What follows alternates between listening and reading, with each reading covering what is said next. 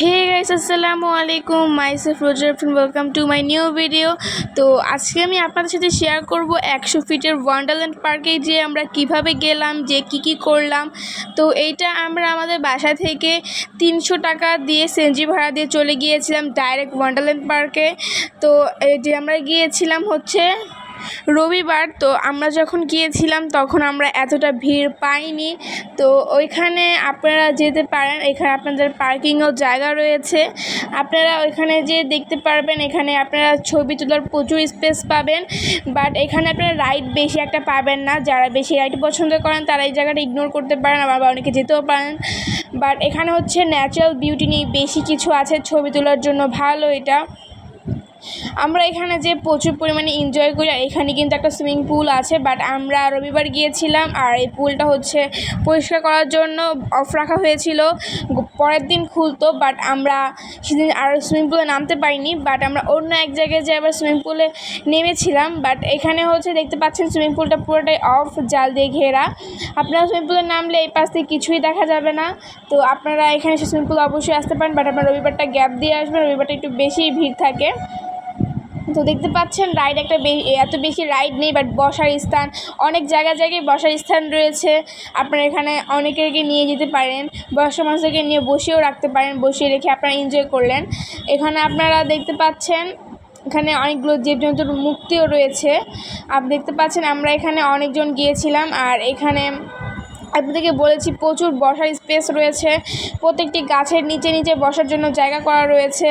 তা আপনারা যেতে পারেন এখানে প্রচুর মজা হয়েছিল আমরা যখন গিয়েছিলাম।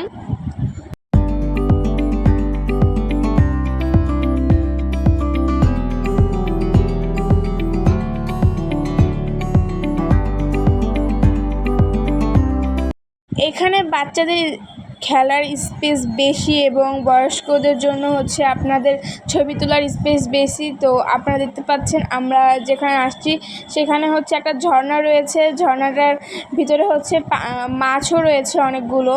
আমরা এখানে দেখতে পেয়েছি অনেক মাছ।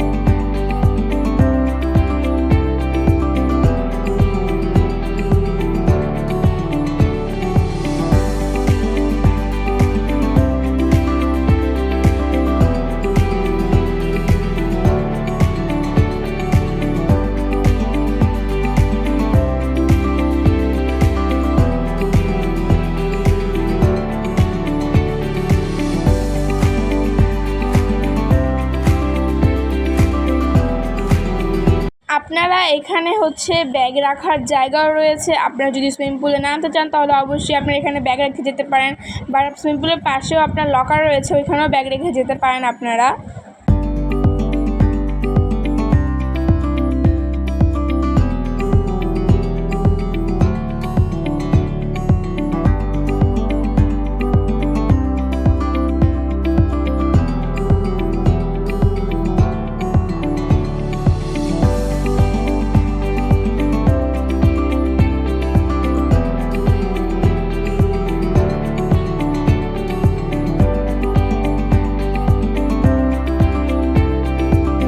আর আমরা যেহেতু সুইমিং পুলটা অফ পেয়েছিলাম তাই আমরা 300 ফিট চলে যাই ইফতিতে, যেখানে সুইমিং পুল রয়েছে। আর আমরা গিয়েছিলাম লঞ্চ দিয়ে, তো এটা আপনাদের সামনে আমরা তুলে ধরলাম। তো আমরা ইফতিতে যেয়ে আপনাদের সাথে আবার কথা বলছি।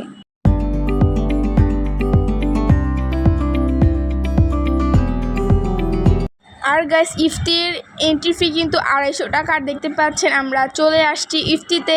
তো আপনাদের কাছে কেমন লাগছে আমাদের এই ইফতির সুইমিং পুল ব্লগ? তো আপনাদের কাছে যদি ভালো লাগে তাহলে অবশ্যই লাইক, শেয়ার, কমেন্ট করতে ভুলবেন না, এবং সবসময় আমাদের পাশে থাকবেন। আর এখানে এসে আমরা এখানে টায়ারও নিয়েছিলাম, বাট টায়ারের দাম এখানে 50 থেকে 60 টাকা করে ছিল।